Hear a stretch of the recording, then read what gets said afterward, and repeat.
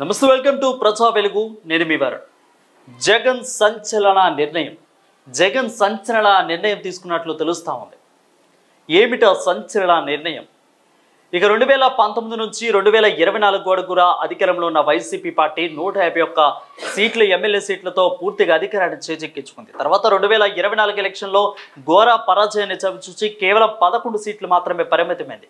ఈ నేపథ్యంలోనే ఇటు తల్లి చెల్లి కూడా వదిలేసి వెళ్ళిపోయారనే విమర్శలు ఎక్కువగా వచ్చాయి. అదేవిధంగా షర్మిల పార్టీ ప్రత్యేకంగా కాంగ్రెస్ పార్టీ నడుపుతూ ఉండడం, తల్లి విజయమ్మ ఇటు యుఎస్ వెళ్ళిపోవటం, జగన్ ఒక్కలే అయిపోవటం, ఈ విధంగా భారతి సపోర్ట్గా ఉండటంతోనే జగన్ ఆ మాత్రంగానే నడిపించుకుంటూ వచ్చారు. ఆ తర్వాత ఘోర పరాజయాన్ని చవిచూసి కేవలం 11 సీట్లమే పరిమితమయ్యారు. ఇక ఈ నేపథ్యంలోనే జగన్ ఒక సంచలన నిర్ణయం తీసుకున్నట్లుగా తెలుస్తోంది. దీంతో అసెంబ్లీ ప్రారంభమైన మొదటి రోజు నుంచి కూడా జగన్ ఇప్పటి వరకు కూడా వెళ్ళలేదు. కేవలం ప్రమాణ స్వీకారానికి మాత్రమే వెళ్ళి ఆ తర్వాత వచ్చేసారనే నినాదాలు, అదేవిధంగా వివాదాస్పద వ్యాఖ్యలు కూడా చాలా మంది చేశారు. రాజకీయ విశ్లేషకులు కూడా మాటని చెప్పారు.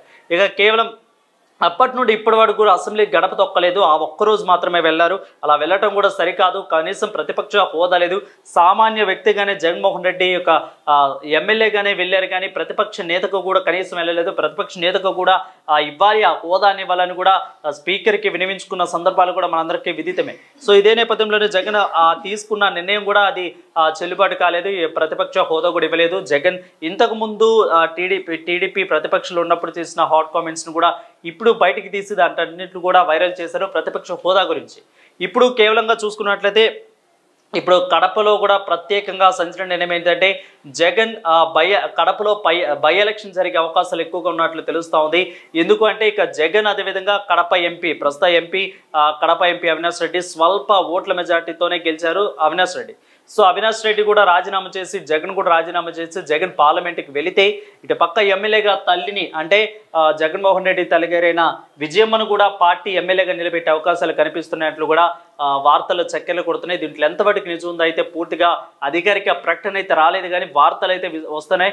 రాజకీయ విశ్లేషకులు కూడా ఏమంటున్నారు అంటే ఇప్పుడు ఎలక్షన్లు జరిగి ఒక నెల రోజులు మాత్రమే అవుతుంది, సడన్ గా ఈ నిర్ణయం తీసుకోవడం ఒక బాధాకరమైన విషయం అంటూ కూడా చెప్తున్నారు. సో అదేవిధంగా నెక్స్ట్ జరిగే బై ఎలక్షన్లు ఒకవేళ జరిగితే అప్పుడు కానీ పోటీ చేస్తే ఆల్రెడీ కూడా అధికారంలో కూటమి ఉంది కాబట్టి ఇప్పుడు కూటమి మళ్ళీ వచ్చే అవకాశం ఉంది. ఇక అవినాష్ రెడ్డి రాజీనామా చేసిన తర్వాత పార్లమెంట్కి జగన్మోహన్ రెడ్డి వెళ్తే, ఒకవేళ గెలిస్తే పార్లమెంట్కి వెళ్తే అక్కడ కాంగ్రెస్ కూడా జగన్కి సపోర్ట్గా ఉంటుంది, కొంచెం అన్న మాట్లాడే అవకాశం ఉంటుంది అనేది కూడా జగన్మోహన్ రెడ్డి భావిస్తున్నారు. ఇటు పక్క అసెంబ్లీలో కూడా ఎలాగో స్పీకర్ కూడా ఇవ్వరు అంటూ కూడా కొన్ని స్పీకర్ చేసిన నేను చూపిస్తా కదా, నేను చేస్తా కదా అని అయ్యన్న పాత్రుడు చేసిన ఆ మాటలు కూడా కొంచెం చక్కెర కొట్టినాయి సోషల్ మీడియాలో బాగా.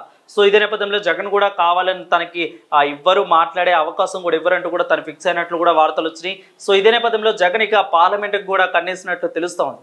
సో ఒకవేళ పార్లమెంట్కి కానీ జగన్ పోటీ చేస్తే ఇక్కడ ఎమ్మెల్యే పదవికి కూడా రాజీనామా చేయాల్సి వస్తుంది. ఇక జగన్ పార్లమెంట్కి కానీ ఒకవేళ పోటీ చేస్తే ఇక ఎమ్మెల్యే పదవికి వచ్చేసి వైఎస్ విజయమ్మ పోటీ చేసే అవకాశం ఉంటుంది. ఒకవేళ వైఎస్ విజయమ్మ పోటీ చేస్తే ఇప్పుడు ఒక రాజకీయ వివాదాస్పదంగా మారబోతుందా, లేదంటే షర్మిల దీన్ని ఎలా తీసుకుంటుంది అనేది కూడా ఒక ఆసక్తికరమైన విషయంగా భావించాల్సి ఉంటుంది.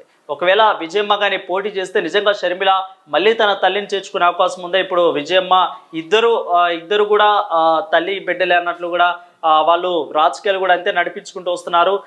సాక్ష్యాధారాలు మీకు ఏమైనా కావాలంటే కూడా మా అమ్మని అడగంటే కూడా షర్మిల ఇద్దరు ఆస్తి విషయాల తగాదాల్లో కూడా నిలబెట్టి తల్లిని మా అమ్మని అడగండి, మా అమ్మాయి విజయమ్మే మీకు అన్ని కూడా చెప్తుందన్న వార్తలు కూడా చాలా చూసాం. క్లిప్పింగ్స్ కూడా అందరి దగ్గర ఆల్రెడీ ఇప్పుడు ఉన్నాయి బహుశా.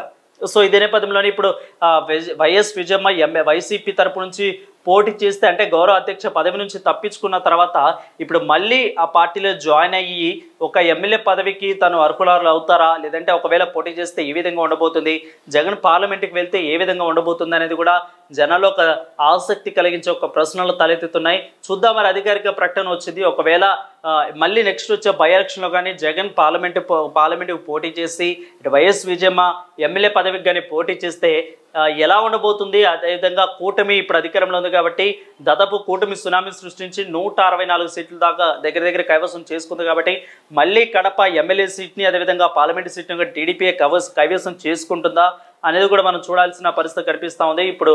ఇప్పుడు కాదు, తర్వాత వచ్చే బై ఎలక్షన్స్ కూడా ఒకవేళ పోటీ చేసే ఆలోచనలు ఉంటాయి. అంటే కొద్దిగా సర్దు మరిగిన తర్వాత టీడీపీ ఏం చేస్తుంది అనేది కూడా ప్రజలు ఒక అవగాహన ఉంటుంది కాబట్టి సో ఆ తర్వాత పోటీ చేస్తే ఆ పార్లమెంట్ సీటును కూడా కైవసం చేసుకోవచ్చు. సో అసెంబ్లీలో వైఎస్ విజయం ఉంటే పార్లమెంట్లోనేమో జగన్ ఉంటారు. కాంగ్రెస్ తరపు నుంచి ఉంటే కొంచెం మాట్లాడేందుకు కూడా అటు అవకాశం ఉంటుంది, తన గలం చెప్పడానికి కూడా అవకాశం ఉంటుంది. In the same time Congress India కూటమి కూడా తనకి సపోర్ట్ ఉంటుంది అనేది కూడా విశ్లేషణగా మారుతుంది అన్నట్లు కూడా రాజకీయ విశ్లేషణలు చెప్తున్నారు. సో చూద్దాం అసలు ఈ ప్లాన్ ఎంతవరకు వర్కౌట్ అవుతుంది, ఈ ప్లాన్ అసలు వర్కౌట్ అవుతుందా లేదా, అసలు అధికారిక ప్రకటన రావాలి, అధికారిక ప్రకటన వచ్చే వరకు కూడా మనందరం వేచి చూడాలి. Stay with us.